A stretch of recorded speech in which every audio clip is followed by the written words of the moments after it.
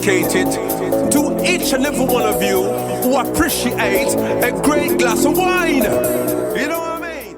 It's Monday. Let's raise a glass to the beginning of another week. It's time to unscrew, uncork, or saber a bottle. And let's begin exploring the wine glass. Today, we return to downtown Paso Robles for an interview with Pianetta of Pianetta Winery. The winery itself is located in San Miguel, just a short 20-minute drive outside of Paso, but the tasting room is located in downtown on 13th Street. Pianetta Winery focuses on vineyard-specific red wines, emphasizing specific varietal characteristics. During the conversation, we discussed the two wines that they started with, Cabernet and Syrah, and what it is like taking over the winemaking job from her father. Caitlin shares some light on the illusions and reality of the wine industry. If you listen to a lot of podcasts, you know that many ask for Patreon. We do not plan on doing this, but we do ask you to support the podcast by leaving a review. It takes only a few seconds of your time, but means so much to the show. Next best way to support Exploring the Wine Glass is to tell your friends. If you enjoy the podcast, your wine-loving friends will too. Finally, don't forget to head to the website, exploringthewineglass.com, to read the blog, sign up for the newsletter, so you can keep up on all things happening. Slancha! Hey everybody, I'm Lori Budd, a UC Davis winemaking program, Spanish wine scholar, sommelier service, champagne and Côte d'Aron specialist, and a WSET Level 2 graduate. You can find Exploring the Wine Glass on all the socials, as well as your favorite podcast catchers. If you haven't subscribed yet, now's the perfect time to swipe, subscribe, rate, and review. Stay in the know about all things wine by visiting my website, exploringthewineglass.com. I promise I'll never tell you what to drink, but I'll always share what's in my glass. Hey everybody, welcome to another episode of Allure of the Poor. We are so excited to continue with our downtown Paso Robles exploration. And today we have Caitlin Pianetta from Pianetta Winery, who I believe might be one of the first wineries that was in downtown. So hi, Caitlin.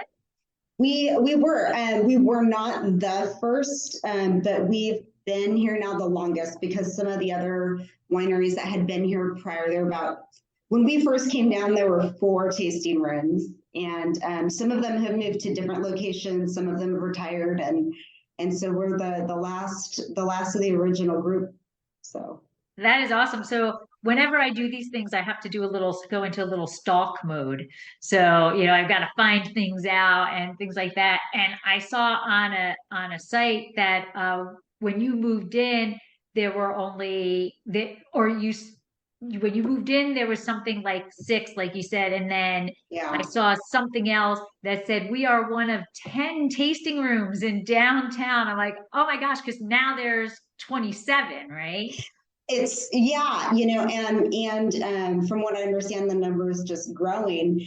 And it's funny because I know that the association, we just created a new map post-COVID, and I was cleaning my office out, and it would embarrass you to show you what the original map was, which I think we created in Microsoft Word. And it's been really neat to see how much it's grown. And it also really encompasses so many different wineries and styles. And one of the things that someone brought up, which I thought was super unique, was the fact that we are several wineries. Obviously, we have chosen Paso Robles, and most of us did that because this is where we source most of our fruit. But we have a lot of other California-based AVAs out here that are all represented downtown as well. So it's just, Napa all the way down to, I don't know if anyone has anything Temecula-wise, but I think there's some fruit down there. And then I know a couple people even do some imports on the bubbles and whatnot. So right. It's exciting. It's a different Paso centric, but Paso is obviously the root of why everyone's here. Right. What would be kind of cool is if you took that old map and you made a time warp thing, so here's the first map, here's another map, and here we are today, and just keep like putting that in like a photo album or something to show how Paso and especially downtown has evolved over the I'll years. have to see if I have all the originals. That'd be, I mean, I'd find it hilarious because it just shows you how much we've improved Technology. or all the change, especially with technology and graphic designers, but I'll work on that. Yeah, but our first map is like, here's a square, dot, dot, dot. Right? Yeah. Learned how to format a lot in Microsoft Word, but I was kind of, I mean, we opened in 2006 here downtown, and I just graduated Cal Poly 2 years prior to that. And I really, really hate to say this, but I learned a lot of the skills in Microsoft Word and Microsoft Paint by, I hope Cal Poly is not listening, by forging my parking entry to Cal Poly. So I didn't have to buy, because I was, my senior year was only going to school 3 days a week because I was just finishing up those classes. And so I didn't want to buy a whole parking pass. So that is awesome. Yeah. I'm saying that, but out of necessity, sometimes you're the most genius, and I got pretty good. There you go. They have a completely different system now, which but yeah, so thanks to that, we were able to do some. Maybe they found out about you. I know I wasn't the only one. I had another friend who was doing this stuff too, but this was a little better than mine. But he also had, I think when he graduated, 30 outstanding parking tickets. That could be a nice little way to make some extra beer money or wine money or whatever. If I had been smarter then, I probably could have. But yes. Oh my God. So let's talk about that origin story other than illegal parking. What's the illegal parking might not be the best way to start that, but it is it is a hysterical way to start. Well, it's one of those, I think, my whole family, and this is family wedding, my whole family is all in the Navy or started in the Navy. So we're very much rule followers. But I'm the only one who didn't go that route. And so I kind of have some certain ways to not do anything illegal or get around things, but always carry a cone in your car, an orange cone. I mean, you're delivering wine. I mean, we're small. You're delivering wine in cities. You're doing all kinds of stuff. Like you gotta get done what you gotta get done. And people obey the orange cone. They do. I'm gonna get one. Keep it in. Yeah. You didn't hear that from me, but. All right. So how do we go from a naval family to a really first a farming family and then a winery? Yeah. It's really been, I mean, it goes way back. My dad's family farmed in California since the 20s. Prior to that, they were in Italy. Actually, I think it's my great-great-grandfather actually was the first one to come to Italy, and he actually went back. He was like, yeah, nope. And then his son came over and started farming in the Bay Area, and they did row crops, produce, all that stuff. And then we also had a vineyard over in Lodi. Okay. I can't remember when they bought that. They sold it in the 70s. But so my dad grew up in this farming family, and it's interesting because once you said I am the only one that is still doing the farming in my direct family. We have some cousins in the valley that do some stuff, but it's kind of gets in your blood. But the other thing that got into my dad's blood was flying, and he graduated college. He had already gotten his pilot's license, but he then was drafted in the Navy, did a few tours in Vietnam, and then, got into the reserves and whatnot. And then flew corporate, charter, and then airlines. He was in the airlines. Well, halfway through that career, he decided to get back into farming. And it's so funny because our family started California in the 20s with the farming. And then when my dad was in college, or I think it was actually probably during the war at the time, Vietnam, my grandpa told him, he goes, he goes, the city's moving in, it's hard, we can't keep farming like this. So my grandfather was in business with his brother for 67 years, and he said, we have to make the decision either to move or to shut it down. And at that time, I think he was really just asking my dad, are you interested in taking this farming over or not?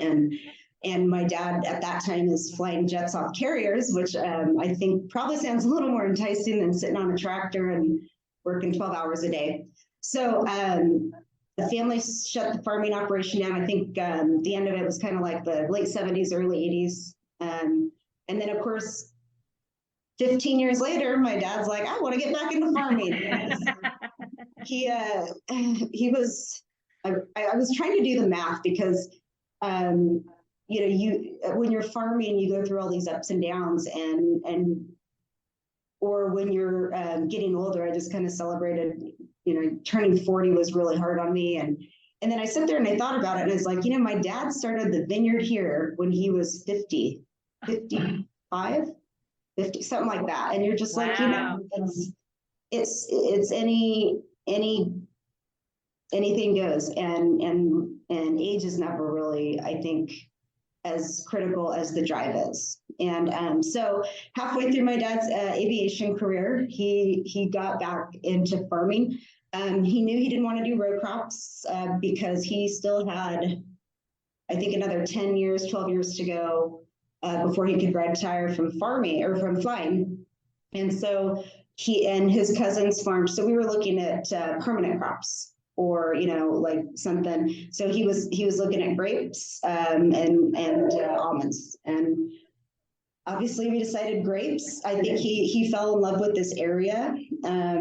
My mom's side of the family actually had a walnut orchard out there off of Adelaide in the 60s and 70s. And I just got to say, it's like I come from some families that farmed here and there, but like would never have survived had it not been for child labor.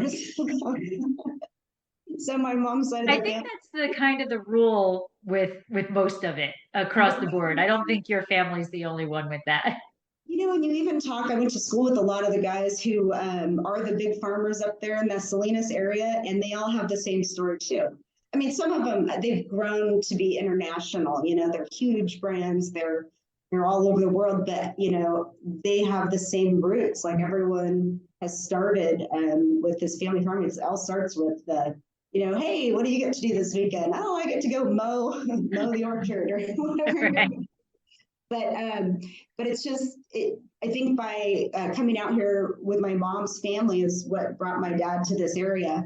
And all he wanted to do was farm. So we started the vineyard, and we bought the property in 95 and started from scratch because we like to do things the hard way. And so we were just going to grow and sell to other wineries. And at that time, I mean, how much the wine industry has changed in the last 20 years. It's a lot fewer small brands up in Napa.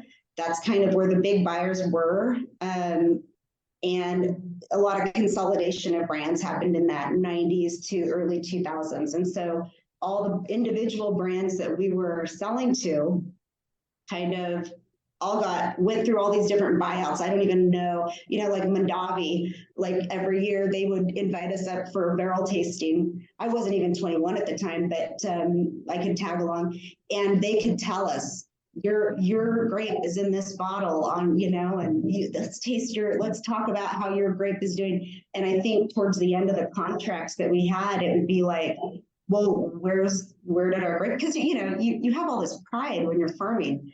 And because my family's always kind of been more quality, you know, as far as opposed to quantity. So we always remained real small. And when it got to this point where they're like you just get this like blanket line, I don't know. I know where it got delivered. That's about it. So we kind of just saw that like the hard work and everything we were putting in was kind of going not where we wanted it to go. And so we decided probably, I mean, I think it's like you get some encouragement from the people you work with. Like, so there were some winemakers that we worked with that encouraged us to start making wine. And so we started out small and we just did estate, but because we planted our vineyard for production, we only grew 2 varieties at that time. And so it was Cabernet and Syrah. And so our vineyard is just north of Paso Robles in San Miguel. And so we had just those 2 things. So my dad started out making Cab and Syrah, and that was it. But they didn't tell us about how to market or sell. They just said, oh yeah, this is how you make the wine. Make the wine is easy. Okay. So, but then when it comes time, you know, so we started our first vintage in 2002 and we made 370 cases of Cabernet. Then the next year we did some Syrah and the blend. And so it was all estate fruit. And so that's what I have here. This is our Balancio blend. And Balancio is just meaning balance in Italian, because in 2004, one of the only other places that was doing a Cabernet Syrah blend was Australia, I believe. They really kind of put on the mark, and it was unknown here because here everything, you know, Paso still was the Wild West. You know, some of the other places weren't. I mean, it was, you know, Temecula was all Zinfandel. So Napa was really replicating France. I mean, they had their Bordeaux. Some people were starting to get into the Burgundy and the Rhone varieties and things like that. But I mean, you cross connect those 2 things, and you're just like, you did what? Oh my God.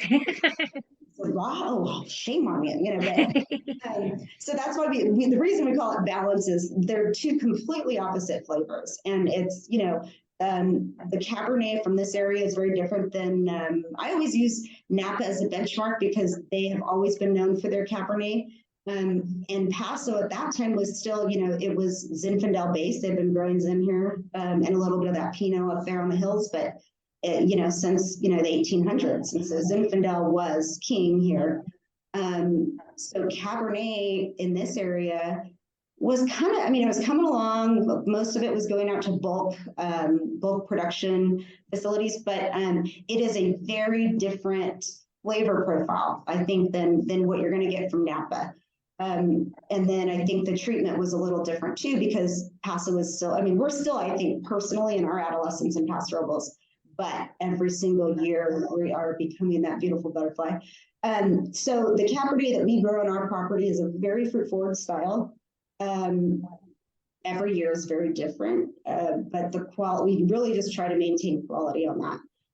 Syrah just grows, I mean, it grows everywhere that I've ever seen, but I love the flavor of Syrah. And so you have these 2 completely different, you know, this really earthy character coming with the Cabernet, with this real fruit forward. And so that's why we call it balance, because it's balance of 2 opposites. That's probably better. And Balancio is just Italian, you know, because we're Italian and we're not creative, but we're Italian, and it's like, oh, it sounds pretty. Okay, cool. That's why we put Pianetta. You know, we cut Pianetta Vineyards was easy because that's the last name. You're telling a trucker how to get to your vineyard. Just look, Pianetta. That's it. Pianetta. When it came to like naming the winery, I'm like, I don't know. You know, like my dad and I are very opposite. Obviously, you know, he's very numbers driven and very straight line, and I'm kind of outside. He's in the box. I'm out of you're way outside the box. So we didn't think of anything at the time. I was still in college, and Pianetta. Okay, well that sounds, at least for Italian, it sounds pretty. Okay, so then we were doing that. I graduated college, and there was all this wine And that was 2004. And we bottled the first vintage in '04. And he's like, okay, well, hey, I didn't know what I wanted to do when I graduated.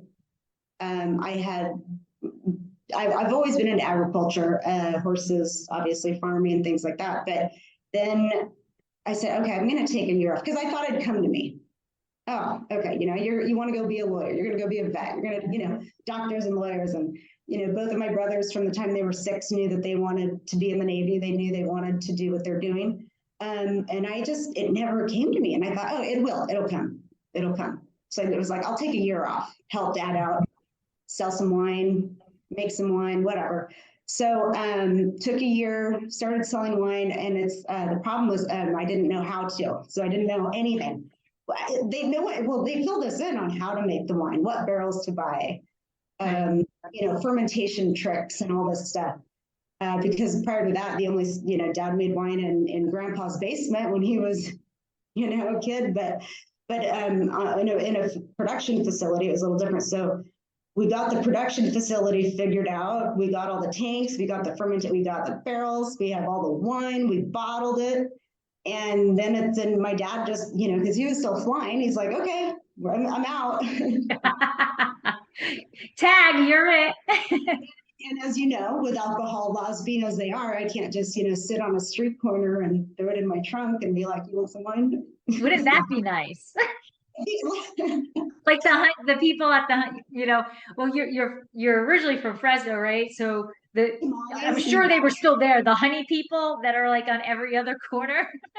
Honey, and we grew up, so my parents got divorced, but so my dad was way out on the east side of Kings River area, and then we were way out west, kind of between Fresno and Carmen, and it's like, how many strawberry stands did we pass between the two? But man, they were good. You're like, and so my dad always had it in his, oh, well, if you have this good product, the people will come, people will come. And I'm like, I don't think so.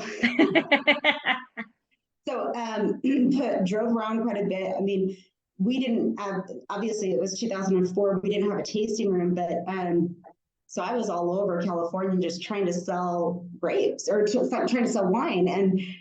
And I don't know I'm sure you've done some wholesale stuff yourself, and it's demoralizing. It's for every one like account that you love, you have to go through about 20 really weird personalities, and my heart goes out to every salesperson out there, because I distinctly remember coming home from Los Angeles once, and I think my final appointment was in Orange County, and I'm driving up 405, and I was crying, I was getting a migraine, and I was like, I can't drive, I'm not gonna make it home, so I just pull over and find the first hotel that I could.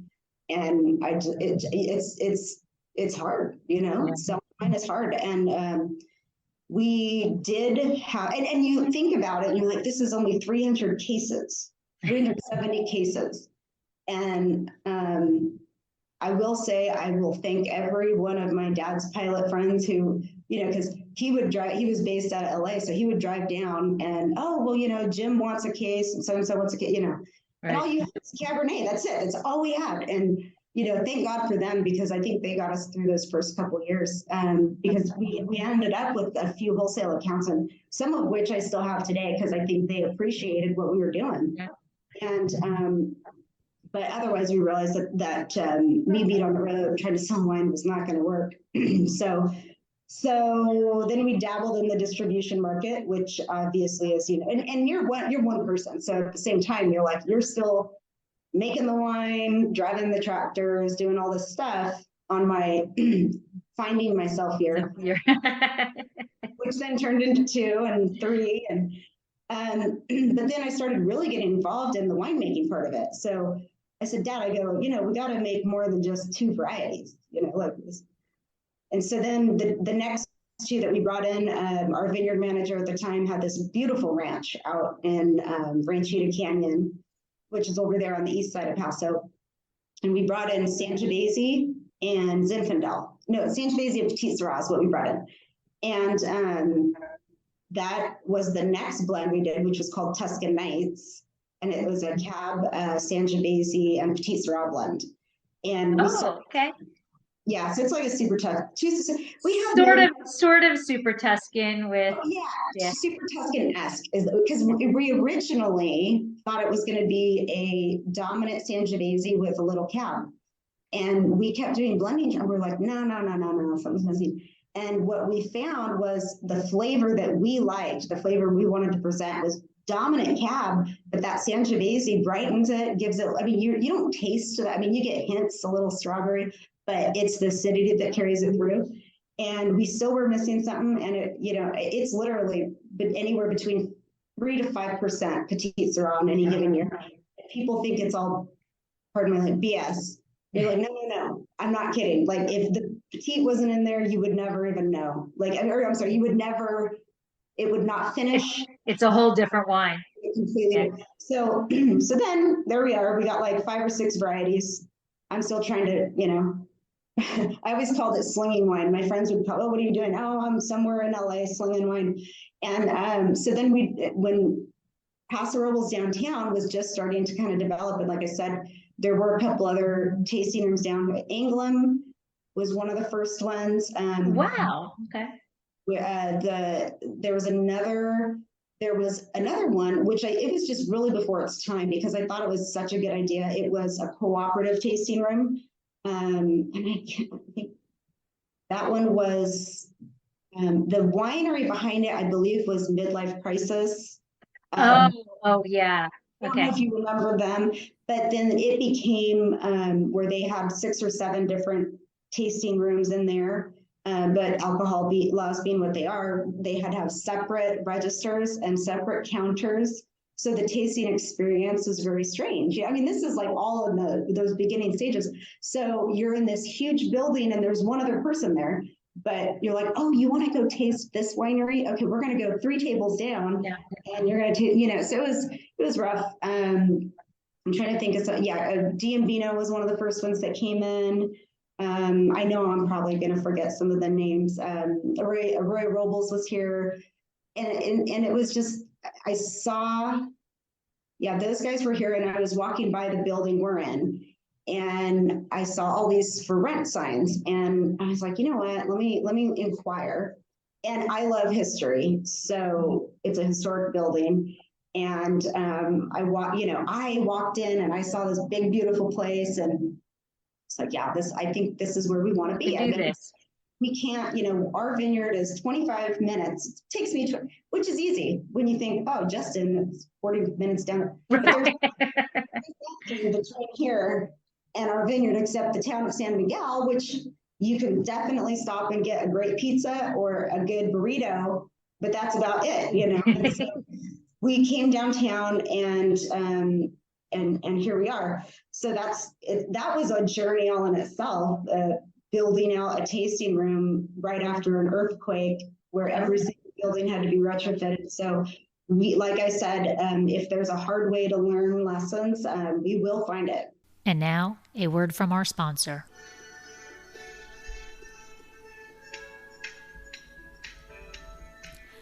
Looking to be in the know about Dracaena wines? Want to be the first to know about our new releases and special offers? All you need to do is sign up for our newsletter. There is no commitment necessary, and I promise you we won't spam your mailbox with loads of messages. Need another reason to sign up? Quite possibly the best reason? You'll immediately get a discount code for 10% off your first purchase and be privy to newsletter-only discounts. Let Dracaena Wines turn your moments into great memories. Visit our website, www.dracaenawines.com, or use the link in show notes to sign up. It will take you less than a minute, but the rewards will last a lifetime. We found out that hard. We were like, oh, well, it's going to be way better than having a tasting room at our place. It's going to cost less than having to build a building, all that. No, actually, it didn't. Probably comparable. I probably could have bought at that time a very nice house in Fresno for what I paid. Right. But here we are. It was money well spent because it's 2023. So so we've been down here for 17 years now. Wow, that is fantastic. And now Pianetta's focuses on reds. You make no white, correct? We make no whites at all. The closest thing is probably the rosé. The rosé we just kind of started for fun. I mean, we only make a couple hundred cases. Actually, no, not. But we have a pink jug and then a regular. I mean, we make less than 100 cases of each program. So. And what are they made out of? Huh? What is the rosé made out of? Well, it started off once again as a Cab Syrah rosé.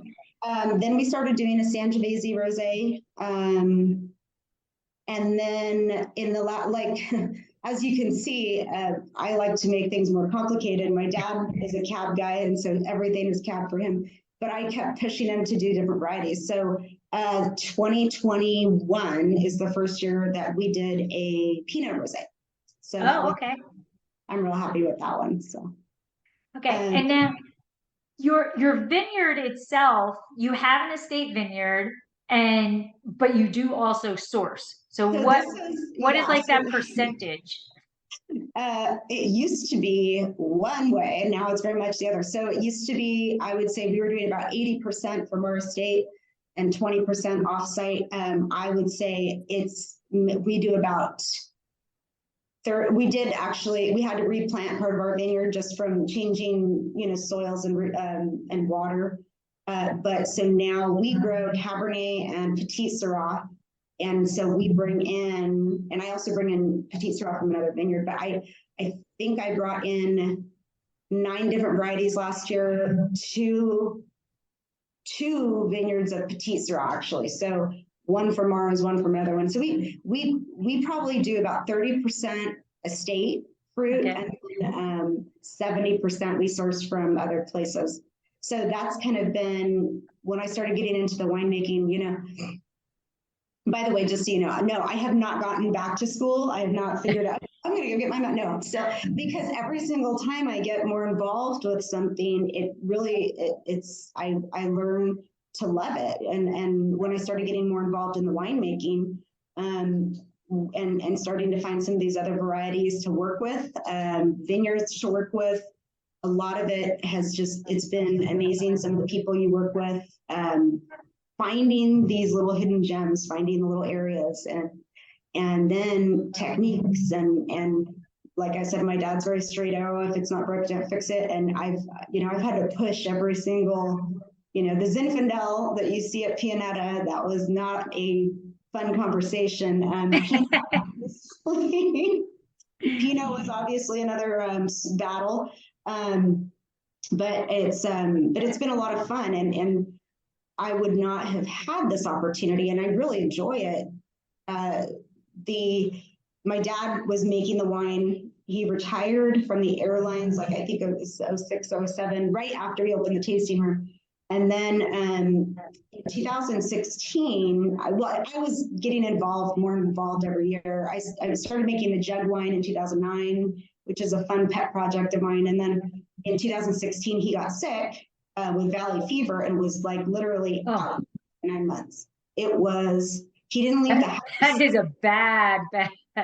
Well, and it's funny because people are because I think everyone thinks when you say, oh, well, he got sick, it's it's a cancer. And I'm like, no, it's valley fever. It was just horrible. It was, and he, cancel harvest, cancel this. And I was like, no, I can do this. I can do this. And so it was one of the biggest compliments that I ever had it was the 16 reserve Cabernet that I made. And he could, because he couldn't taste, so with the valley fever, it's a fungus that lives in your lungs, and so it is a very slow to get over. You always have this scarring in your lungs, but the initial outbreak is the worst. And then it took him about 9 months to a year to be able to taste again, and we were getting ready to bottle. That would have been 2018, and we're bottling this reserve cab. And I just remember him tasting all these blends I put together, because we mostly do 100% varieties. And so whenever we do blends, we have a few people come up, but it's mostly at the end of the day, my dad and I who kind of make the final call on them. And so I was having to do that myself, which was really, I didn't realize at the time, I think, how like, I was like, oh, it'll be easy. I'll be able to do it. And all the self-doubt you have because you don't have that person next to you, like, yeah, no, this is the one. And so 2018, we're bottling and he tastes this reserve cab and he's like, damn, that's good. And I was like, oh my God, that's this. Because he really, I know. It's like in my head, I'm like, yeah, and I can do that because I'm his daughter, but you're just like, oh, this is really cool. So then, I mean, it was no holds barred. It was like, Dad, we're going to do this, we're going to do that. And I mean, it was a battle, but it's become a smaller and smaller battle every year because he's kind of seen I don't have a plan per se, but I have a vision. And so when he's able to taste what these and I'm not changing things. I just, these little tiny bits and pieces along the way, you know, whether it's a different wood, a different barrel manufacturer, changing. I don't change vineyards often unless I have to, because I've walked away from a couple, but you know, that's the name of the game.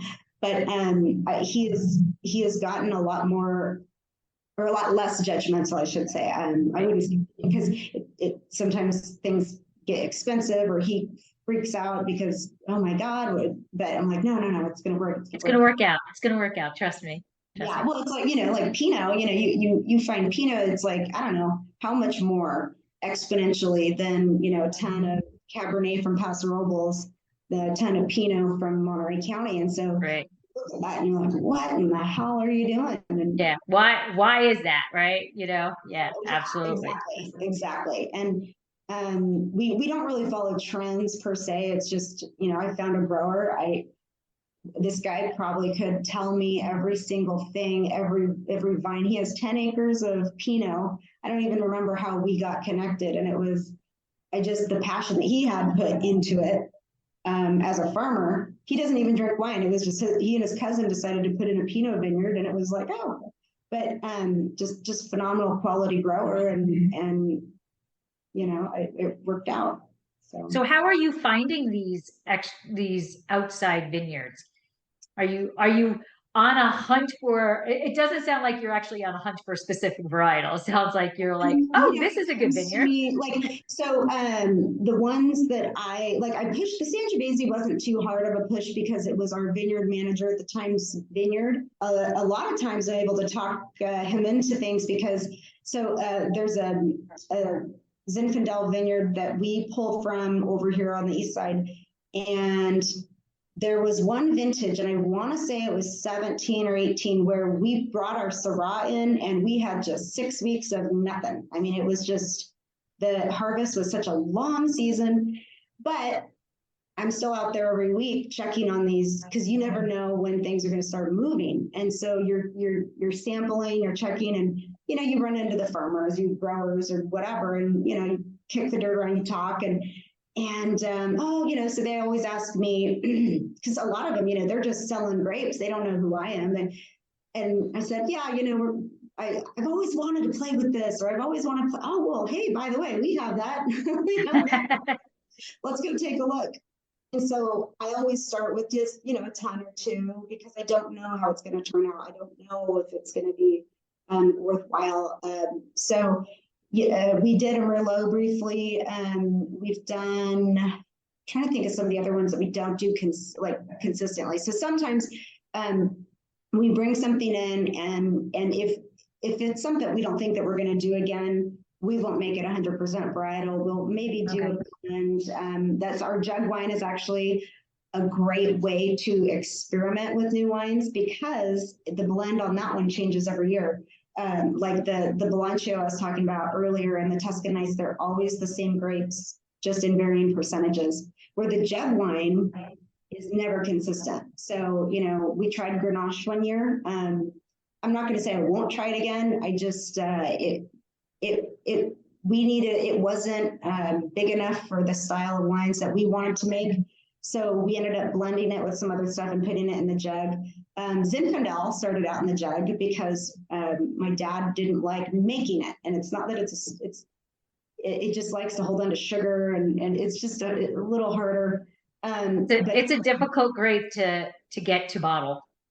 Yeah, I don't even understand why, because it's just like, it's some of the most beautiful grapes you bring in. It it tastes great. You're like, why are you so difficult? And Cab is like, maybe it's because we've been making it for so long. Sometimes that's the easiest one. I mean, fermentation, no problem. It's a very clean crushing process, very clean pressing process. Like, and it's like one of these high elegant wines. I'm like, yeah, Cab is easy, Zin's hard. And so that Zinfandel started out in the jug program as well, but now it's something we do every year as well. So a lot of it is just, I would say I never go hunting for new varieties. I taste different things and think about, like that might be fun. But then on the other side of that coin is I made this mistake a few times, which is trying to replicate something. You're like, God, if I could only make, I think it might have been a rosé actually. I was like, God, it was probably the first time I ever tasted like a rosé from Bandol or, French style. And I was like, oh, I can do this. And I'm like, no, don't ever try to replicate something. I'm trying to think of one of the other varieties that we have. Cab Franc is another one. I tasted a local Cab Franc and fell in love. I didn't know much about the variety. But once again, there I was out with the guy who grows the Sangiovese we pick now, and I have all this time on my hands because nothing's coming in. So I'm talking to him today. And we have like 3 rows of Cab Franc over here if you want to try it. I'm like, try a couple times. And that going into that one, I knew I didn't want to replicate. So I knew I was open to see how it turned out. It turned out a lot different than I thought it would, but it is also something that we've been doing again. It's not something that we distribute a lot of, like it doesn't go into any of our wholesale. We have a few wholesale accounts. We're probably 80% direct to consumer, but there's a few wholesale accounts, but we don't really sell the Cab Franc to them unless it's like a special, feature or something. So we only make, 100 cases or less of the Cab Franc. Okay, awesome. So, you just kind of stumbled. Malbec, same thing, let me try this out. Okay. But they're just for some that have worked, some haven't. Merlot, once again, not going to say I'll never do it again because Merlot, like a good Merlot to me is so hard to beat. But finding Merlot was another big challenge after. After that movie that everybody misunderstands the statement. Sure. Oh my God. Yeah. So it's like trying to find Merlot, trying to find a good Merlot. So it's just, and how much time do you want to focus on something that you're not going to continue? That is going to be a difficult exactly hand sell. Yeah. And so, like I said, it's not that I'll never do it again. We still have people compliment, they say, I don't hold on to wines myself personally, but, luckily our accountant does. And so every once in a while at Christmas, he'll give me one of my own bottles. But, so those are. Does that count as a regift? Huh? Does that count as a regift? I'm like, I'm going to tell him that. Regifted every Christmas. No, but it's actually a really nice one because we hold on to library wines, but when we, for me, I'm like, I'll sell out. I like younger wines. I like tasting younger wines. I like discovering new wines. So I don't have a wine cellar at my house. I'm not a collector. But I also, I luckily have a little bit of a library here, but it's not, I don't go, it's not the first thing that I reach for. So it is kind of neat to taste where you came from when it's not at your fingertips. So I will take that regift every year, no problem. There you go. There you go. I didn't realize that it was a regift. I was like, so what is your favorite thing about the wine industry? As far as a job, my favorite thing is it's going to be a little more specific to us because we are very small. So I love the fact that I am not doing the same thing every day. And I'm not doing, it can get a little crazy because you don't know. I always tell people, I said, I always have my list for the day or for the week. And it'll be about 2 or 3 o'clock and you're like, what did I get done today? Yeah, nothing. I got nothing done. But so you're doing, I mean, you're inside, you're outside, you dabble in a lot of different things. You're dabbling with your customers, you're dabbling with your growers, you're dabbling with obviously budgets and this and that, and then problems. I mean, so it's a little bit because I have an interest in so many different things, so that's a lot of fun. I really enjoy that, and I think the customer base we have really enjoys to hear those stories, because it's, you know, you come in here 90% of the time. My office is at our tasting room, and so you're like, oh, well, Caitlin will be there probably. Well, maybe. You know, come up all the time. Like, I don't know. I think I had to leave something because someone got a tractor stuck on the vineyard. I gotta go. Right. So you really never know what your next. It's really just dealing with the challenges. But I think it just makes you such a more dynamic person, because you're like, I don't panic as much anymore, because you're just waiting for the next ball to drop. Something's going to happen. Yeah. It's not a bad thing. You're just like, okay, well, now what do I do? You know, like, okay, because you can't stop. You can't, okay, oh, I give up. I got it. Right.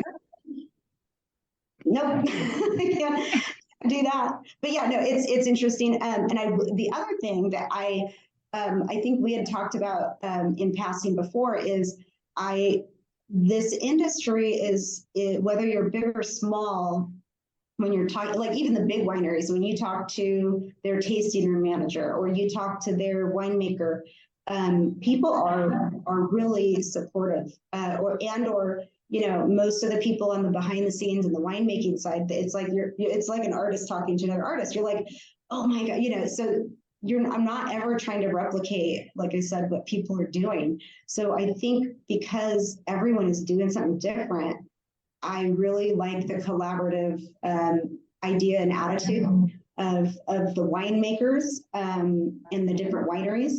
And then some of the manufacturers that we were, like the barrel manufacturers and the cork people, like I just, they're big companies, obviously, but I love working with these good, you get exposed to phenomenal companies, and it's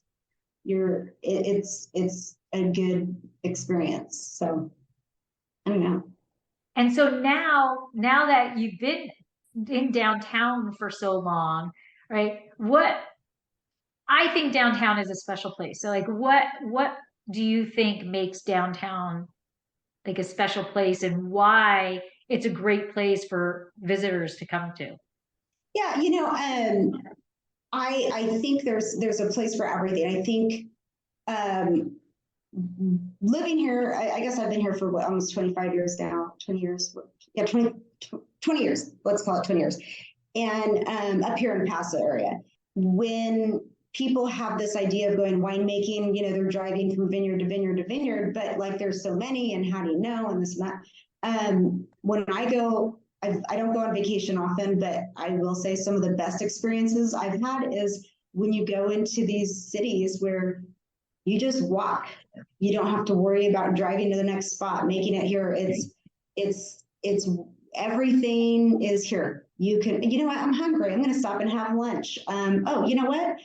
I was planning on I going to this tasting room, but you know, I was just at this other one and they recommended I try this other, because most of the ones down here are small. And so you're not going to come to town because you read about them in Time magazine or something, so, or Forbes or whatever. And well, these days, I don't know, there seems to be a lot of people coming downtown. So but it's you could be open. You could just come downtown here and spend all day walking around and discovering something new everywhere you go. The food atmosphere is amazing. There's something for everybody down here. All the food in Paso has just kind of surpassed what I ever thought it would be.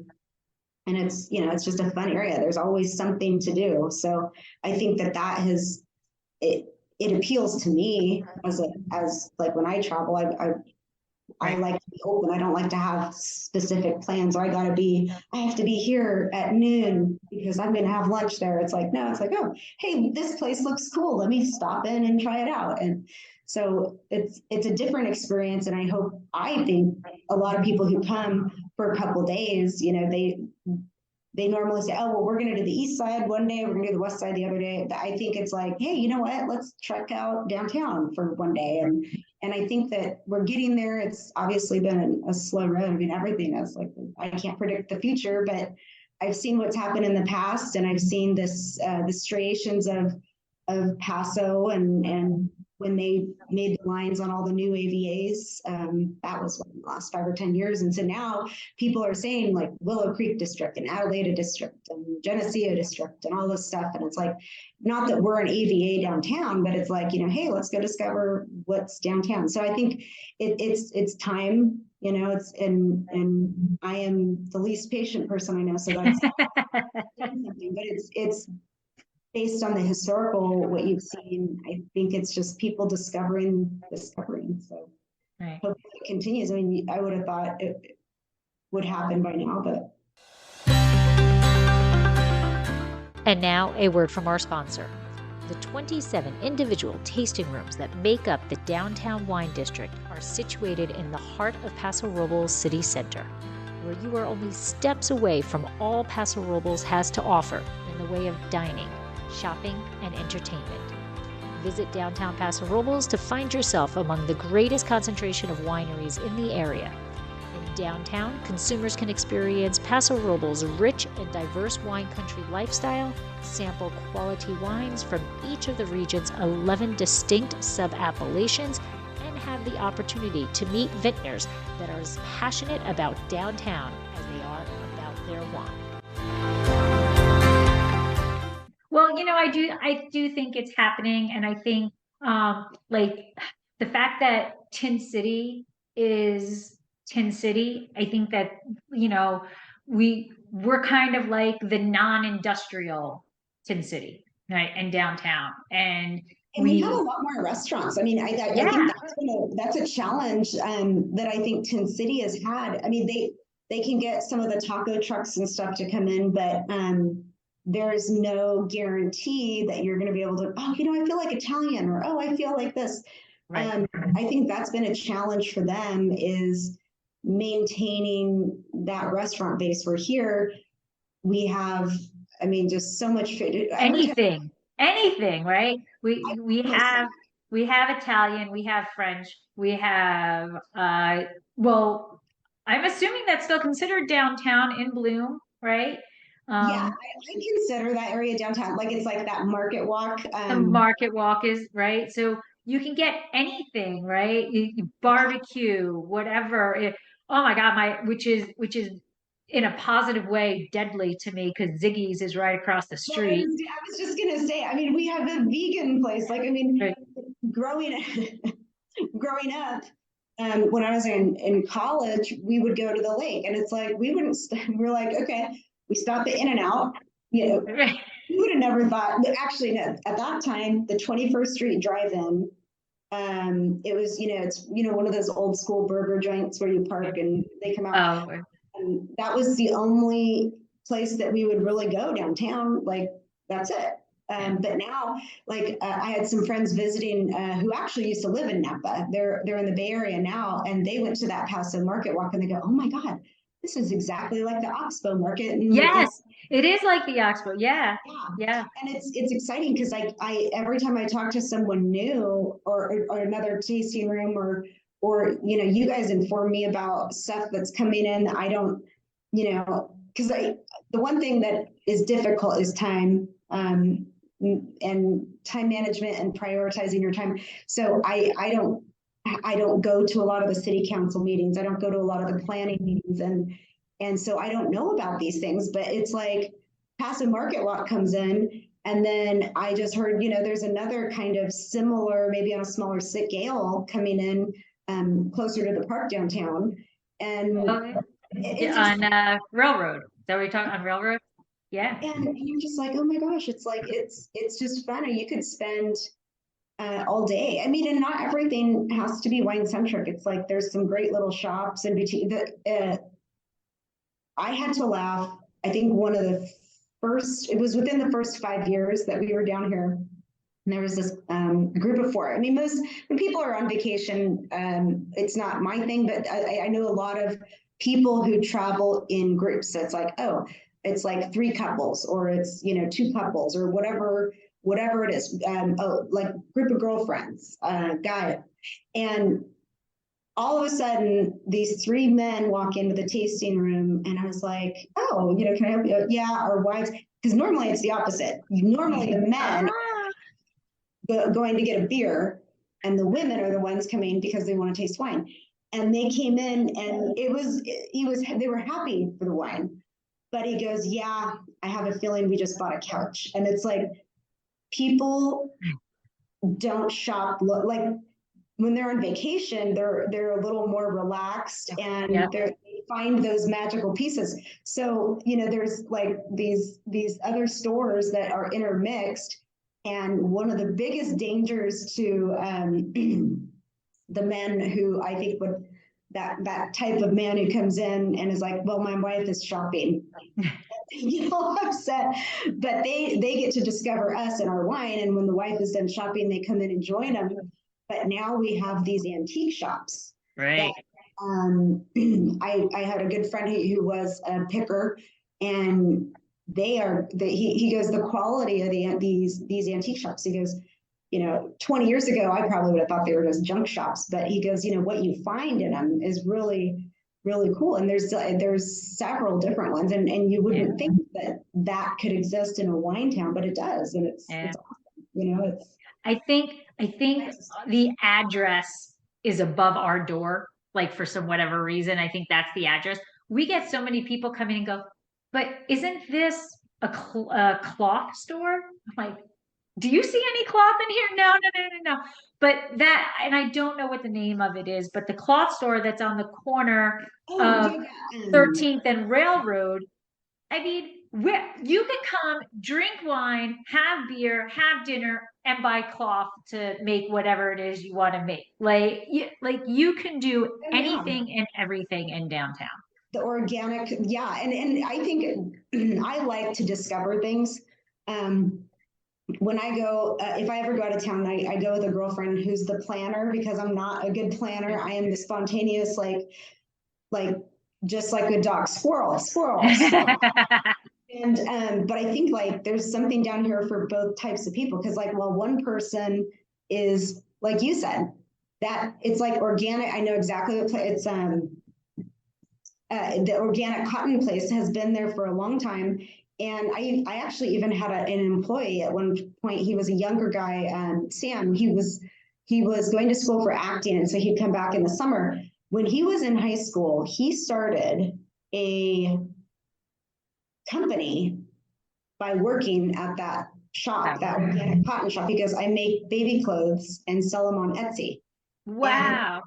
And, oh my God. And it's like that, so people are on their, like you said, they're on their way for these very specific things. And then they stop in and they're like, yeah, I'll taste. It's like, I'll taste the wine. Yeah.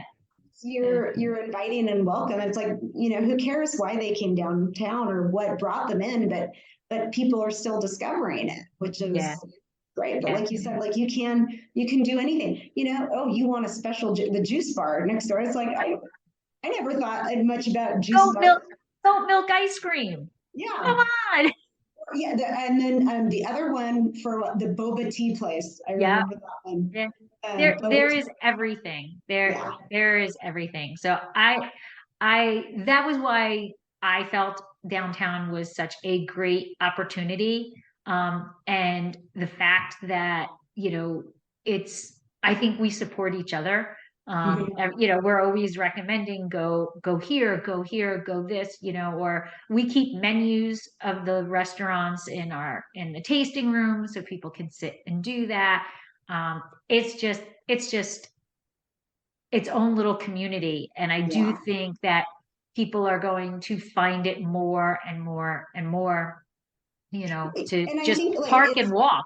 There's something to do throughout the day. Like I was thinking, like on the east and west side where, you know, and that is that traditional, go to the vineyard and see the vines and this and that. But, you know, I'm not a cynical person, but like, part of me, I'm a huge realist where I'm just like, yeah, you're seeing vines, but that's not where that wine is coming from, you know, like, but I can't say that, I'm not going to say it, but everything shuts down at a certain time. There's no restaurants along those roads. And here it's like, you could start your day and finish your day because, you know, even the tasting rooms close at different times. But, you know, all the restaurants, we have more microbrews now than I think we ever have. They have music at night. They have food trucks. They have all kinds of, I didn't get out much, but I did get to go out last week and it was so much fun and relaxing. And you can still be outdoors. You can still have these beautiful views and you can enjoy music. You can have food. You're not in a rush. You're like, oh my God, it's 5 o'clock and we have a 6 o'clock reservation. We gotta on the road and go. So it's more relaxing and discovering, I think. But yeah. I agree. Well, did I forget to ask you anything about Pianetta Winery that you want people to know? Or is there like maybe 3 facts that you want them to remember about Pianetta Winery? Oh, this is such a, you know, being creative on the spot is difficult. Oh, okay. No, it's okay. I'll try. Well, let's start with where in downtown are you?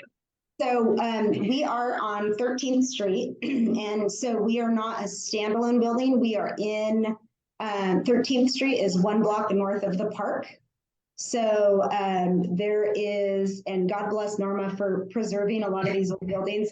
I keep a stack. If you're into history, come by because I love history. The building that we're in, it was built in 1886. It's a big old general market essentially. And so there's 3 restaurants. One's like breakfast, lunch. The other 2 are dinner places. And then there's that specialty food and wine pairing. Oh, I can't think of the name. Ian's place down at the corner and barbershop. But yeah, so the building is big. We're right in the center of it, 1890 13th Street. And you focus only on red wines. Focus on red wines. I would say the majority, other than we make 4 blends, we make 3 blends plus the jug wine, but it started out as just the 2, and I've taken over the winemaking side of things, and I think, but we still make my dad do one of the blends, which is kind of a homage to his aviation career. And that one's called Altitude. And for the first time in probably 10 years, I was so excited because, or first time in 5 years since he was able to taste again, wants to do another blend, and also a homage to aviation because that's his passion. And that I think this will be the first year. It's 25 cases production. It'll be a Cab Franc, Cab Sauv blend, which I'm going to make you try for your opinion because we're still playing on the percentages. It's going to be dominant Cab Franc with a little Cabernet Sauvignon to it. Oh, all right. My palate is yours to play with. But I was going to say the other thing is the 100% varietals. We do, like I said, all reds. We tend to be very fruit driven. I used to say big red wines. I think we have some big red wines. But now that a lot of the trends on some of those GSMs and whatnot has just gotten, over the top.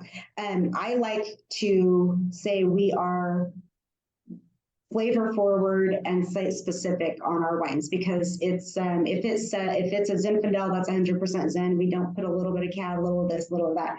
It's all site specific. It's all from that vineyard. And I always say, like, sometimes I don't really know exactly what I'm doing. I don't consider myself a winemaker because I'm just helping it along. 85% of the job is the vineyard. And then we just try to find the things that work with that wine. We were talking about the Zinfandel. I was just having a meeting yesterday and I said, when I first got into the winemaking or getting more creative with it. When my dad allowed me to become a little more creative with it, I was like, you know what, let's do some Hungarian on this and do that. And then I'd try a barrel and I'm like, nope, that's not the flavor we want. And maybe it's the flavor someone else down the road wants, but I really just try to match up the varieties to just showcase their fruit a little more, to make them pop a little more. So we're just here to help them along. That's it. That's the only. That's true. That's all we're going to that's why I like focusing on the 100% varietals. It's as a grower, I think, and that's probably why we do it, is because you're so proud of what you grow and you're trying to showcase your vineyard and your growing region and your area. And when I find a vineyard that I like I said, we don't switch sources too often, but I really like to do the same thing with someone else's vineyard. It's really, that's what my passion is about it. And then how can they find you social media wise? Social media. So reminding me that I am not in the young group anymore who can, I think I told you it took me about 3 hours to learn how to make a reel, but, so we are on Instagram at Pianetta Winery. We are on Facebook, which is just Pianetta Winery, and then on the website, pianettawinery.com. And during COVID, we were doing weekly virtual tastings, and COVID, I always look at it as, it was a challenging time, but I love those challenges, and that allowed us to do some of those. We were doing it, I think, via Facebook Live, and then we posted some of them on YouTube, but that's something I want to polish up a little more, because I had so much fun doing those Facebook Live with our customers and being able to interact with everyone that is not present. So hopefully we'll get that going again, but that would be obviously found on our Facebook page. Awesome. Well, I want to thank you for coming on and sharing your story with me, and the love of wine, and, the spectacular things about downtown. And I thank you so much. And hey, thank you. And now you have a challenge for me, is to go find all the downtown maps and whatnot. What? Yes. Yeah. I think that would be so cool. Actually, I got to take a picture of this, because the other thing I found was I was working up at our shop, and I have you're going to laugh. I'll post, and I'm going to tag you in it. And I'll just say that this inspired me. The first winery sign that we had, which is obviously, it was post my Cal Poly parking permit days, but I was working with a different medium. I was working with wood and paint, and I'm not. I would call this one more of a Picasso than a Da Vinci, if you will. So I'm going to do this. And when you were talking about the downtown maps, I was thinking about this sign, and it's literally 2 sticks. With awesome. You gotta post it and tag me. That's awesome. Yeah, I will do that, because you just reminded me, and sometimes you have to do that, because you got to look back and see how far you came. Yeah, absolutely.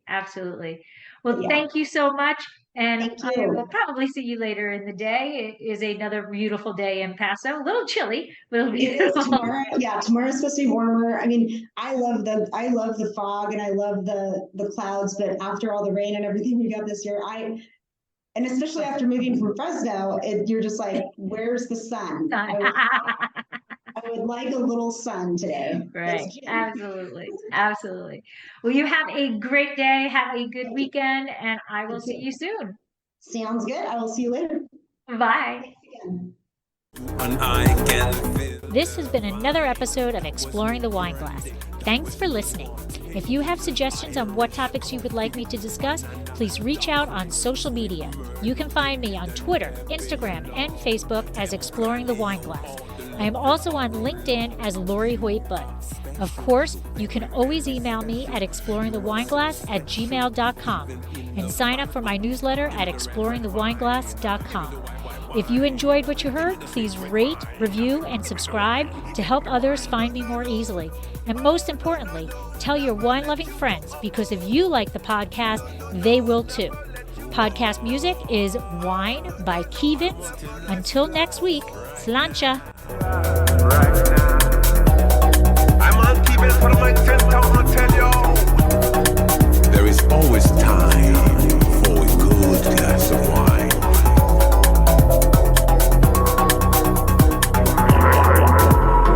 No, no, no. Oh, no, no, no. Never let you go. Oh, oh. No, no, no. Never let you go. Oh, oh. I want a nice glass right now.